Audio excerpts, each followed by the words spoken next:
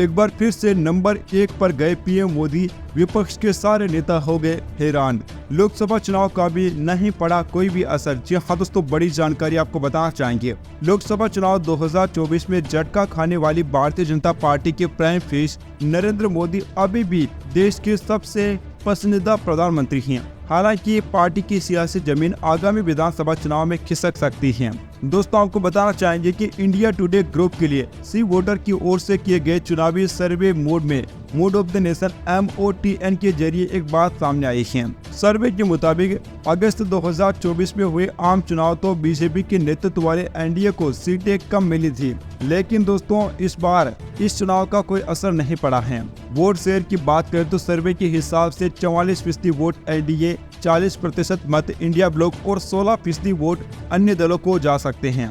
जबकि आम चुनाव में एनडीए को 293, इंडिया को 234 और अन्य को 16 सीटें हासिल हुई थी। और इस बार की विधानसभा चुनाव में दोस्तों एक भारतीय जनता पार्टी भले ही बड़ी पार्टी बन सकती है, लेकिन हालांकि कुछ नुकसान हो सकता है।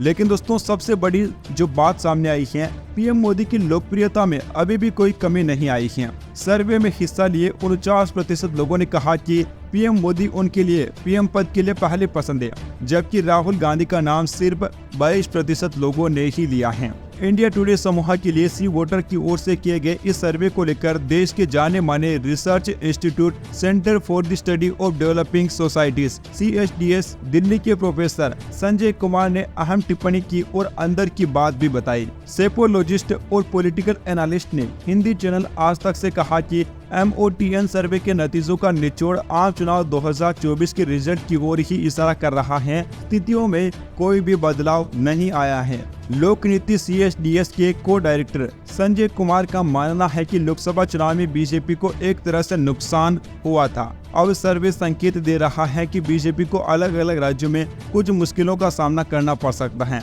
हालांकि दोस्तों पीएम मोदी की लोकप्रियता में अभी भी दोस्तों कोई भी कमी नहीं आई है। Subscribe now and press the bell icon. Never miss an update.